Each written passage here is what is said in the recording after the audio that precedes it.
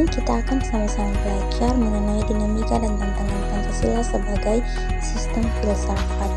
Jadi sebelumnya kita harus mengerti bahwa filsafat itu merupakan ilmu yang mengkaji hakikat segala sesuatu. Jadi hakikat segala sesuatu itu artinya kebenaran terdalam, kebenaran fundamental, atau kebenaran hakiki. Dalam kajian epistemologi, Pancasila sebagai sistem filsafat dimaksudkan sebagai upaya untuk mencari hakikat Pancasila sebagai suatu sistem pengetahuan. Lalu yang berikut, dinamika Pancasila sebagai sistem filsafat. Pancasila sebagai sistem filsafat mengalami dinamika sebagai berikut. Yang pertama itu pada era pemerintahan Soekarno. Pancasila sebagai sistem filsafat dikenal dengan istilah filosofi Kronslag. Gagasan tersebut merupakan perenungan filosofi Soekarno atas rencana berdirinya negara Indonesia merdeka. Ide tersebut dimaksudkan sebagai dasar kerohanian bagi penyelenggaraan kehidupan bernegara. Juga ide tersebut ternyata mendapat sambutan yang positif dari berbagai kalangan, terutama dalam sidang BPU PKI yang pertama, persisnya pada tanggal 1 Juni 1945. Namun ide tentang filosofi Kronslag belum diuraikan secara rinci dan lebih teoritis.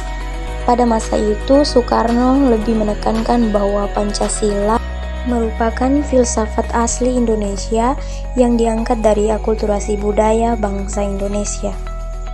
Yang kedua, pada era pemerintahan Soeharto. Pada era Soeharto, kedudukan Pancasila sebagai sistem filsafat berkembang ke arah yang lebih praktis. Artinya, filsafat Pancasila tidak hanya bertujuan mencari kebenaran dan kebijaksanaan, tetapi juga digunakan sebagai pedoman dalam kehidupan sehari-hari. Yang berikut pada era reformasi. Pancasila sebagai sistem filsafat kurang terdengar resonansinya. Namun Pancasila sebagai sistem filsafat bergema dalam bacaan akademik, termasuk kritik dan renungan yang dilontarkan oleh Habibie dalam pidato 1 Juni 2011. Habibie menyatakan bahwa Pancasila seolah-olah tenggelam dalam pusaran sejarah lalu yang tidak lagi relevan untuk disertakan dalam dialektika reformasi. Pancasila seolah hilang dari memori kolektif bangsa Indonesia. Pancasila semakin jarang diucapkan, dikutip, dan dibahas baik dalam konteks kehidupan ketatanegaraan, kebangsaan, maupun kebangsaan. Pancasila seperti tersandar di sebuah lorong sunyi, justru di tengah denyut kehidupan bangsa Indonesia yang semakin hiruk-pikuk dengan demokrasi dan kebebasan berpolitik. Berikutnya adalah tantangan Pancasila sebagai sistem filsafat. Yang pertama itu adalah kapitalisme. Merupakan aliran yang meyakini bahwa kebebasan individual pemilik modal untuk mengembangkan usahanya dalam rangka meraih keuntungan sebesar-besarnya merupakan upaya untuk menyejahterakan rakyat.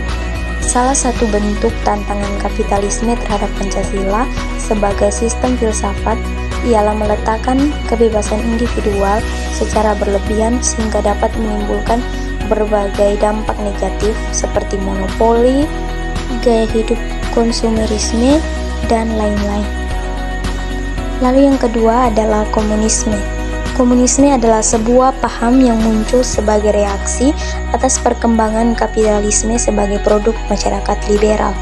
Komunisme merupakan aliran yang meyakini bahwa kepemilikan modal dikuasai oleh negara untuk kemakmuran rakyat secara merata.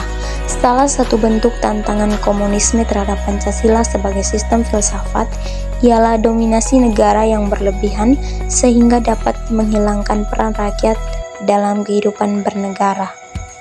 Oke teman-teman, sekian untuk materi hari ini. Semoga apa yang saya jelaskan bisa bermanfaat untuk teman-teman semua. Terima kasih.